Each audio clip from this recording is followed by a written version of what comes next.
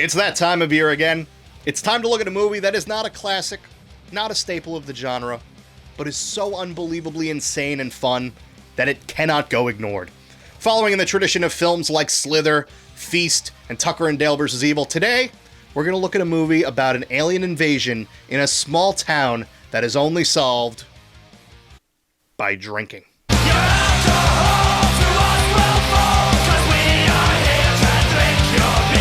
An alcoholic policeman and his new partner patrol the touristy Erin Island on a dead weekend.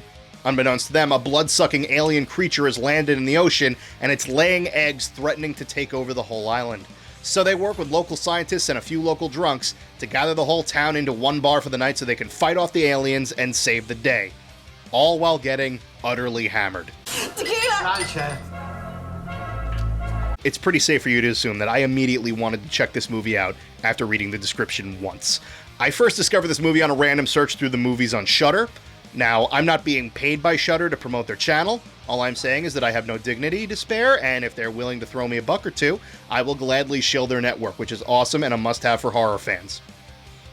Call me Shudder. But as somebody going into a movie with this crazy of a premise, I wanted it to answer three main questions for me. Is it funny? Is the monster interesting? And is it memorable? And the answer to all three of them is yes. So let's start with the first one. What killed him, Jim? The fact that he's just a head. You bring me someone with a head cold or a headache and I could do something. But you bring me just a head and you're taking the piss. This is one of the funnier monster movies I've seen in a while, with a sick, twisted sense of humor and some great dialogue. What is it? 'Tis no feckin' lobster. Feckin'. All right, to any Irish viewers out there, some things here are going to be funnier for me than they are for you guys, and it's going to be entirely about the regional dialect. Imagine all that we could have learned. Oh. Still moving. The whole movie is full of actors where you'll go, I know that guy from somewhere, but I'm not exactly sure where. And it's going to bother you through the whole thing if you're like me. For example, I remember seeing this guy on Crossbones. She's from Humans. That dude is Alonzo from Doctor Who. Something else I always wanted to say. Alonso! And this one guy who I know I've never seen before, because if I had, I would remember it. I say we feed it Father Potts. Blessed eat shit, it'll choke to death.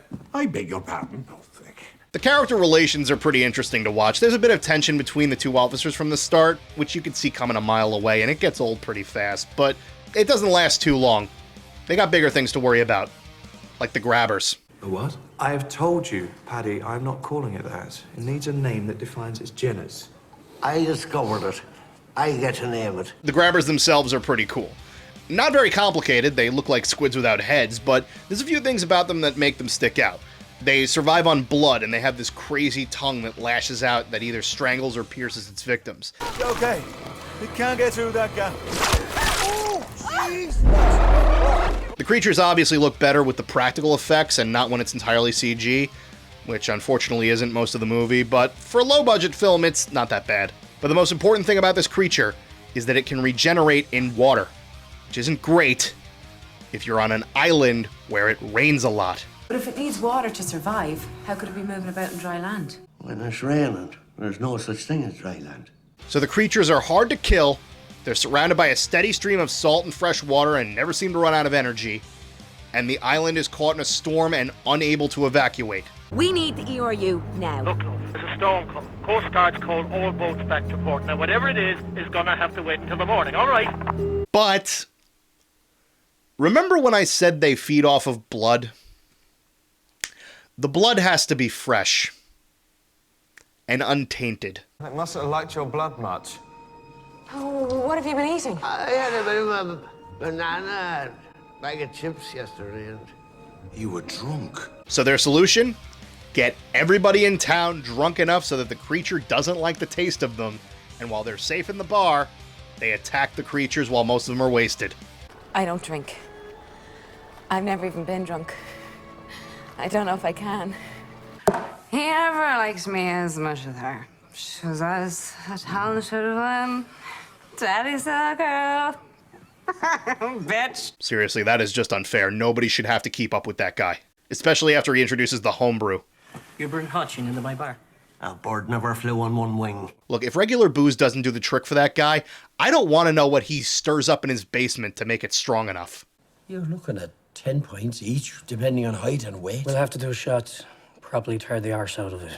For most of the movie, the townsfolk are oblivious to the monsters, and they all settle down in this party, which itself is kind of fun to watch. It kind of makes me wish I had more pubs like this where I live. Hell, I'd be happy if I just walked into any bar where they're singing Whiskey in a Jar. And I love the fact that everyone in town showed up for it, including the priest, who didn't really seem bothered by the fact they interrupted a sermon to announce it. What are we going to do with the pellet gun? Shoot pellets. But I don't have any pellets. Oh, right. Well, you can just wiggle it at them then. When I described this to a couple of friends, I called it When Drunken Plans Come to Life, the movie. And that's for a few reasons. Probably the most significant one is that it was so last minute and thrown together that they didn't prepare any weapons. They've got flare guns, a super soaker filled with petrol, and my favorites. I have a nail gun and a board with a nail in it. And it's kind of a miracle that everything works out in the end, because on the entire island, there is one sober person, the alcoholic. Hey, character building. So watching everybody try to drunkenly fight the aliens is incredibly amusing.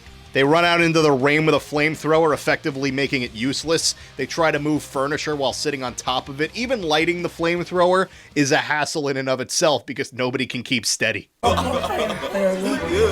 it out. Don't climb on the table. Get off the table, Lisa. And when it turns out that the alien doesn't really care about eating after a while, and it's still aggressively just trying to kill stuff. Au revoir, Alonzo. It comes down to the main characters driving the creature into an abandoned construction site, which was actually pretty well introduced earlier in the movie. This film has some decent planting and payoff. And what saves the day in the end? The goddamn homebrew. Snort you. Ah, shut your hole.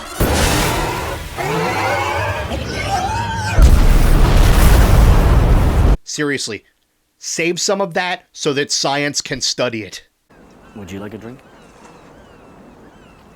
I wouldn't say no.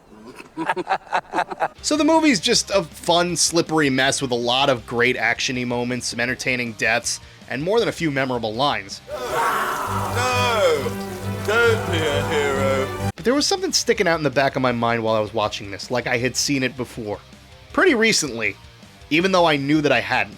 This is a horror comedy about a small town where you follow the bumbling local law enforcement, finding out what the creatures are as they take over the town slowly but with smaller offspring, eventually facing off against the big bad mother of them all in the end, which is killed in a fiery explosion.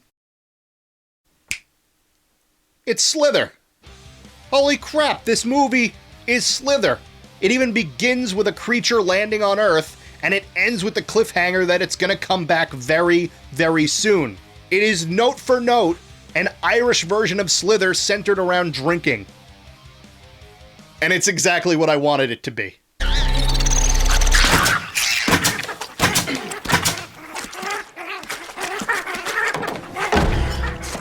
The whole movie is very dumb, but it's really entertaining. It's simple, but it plays out a lot with its premise. It has a very silly idea behind it, but it still manages to sneak in some cool creature effects and even character development. I'm really glad that I came across this, even though I was not expecting to. It's fun as hell, even if it's not going to win any awards anytime soon. Huh. Never mind. It won some stuff. Good for you guys.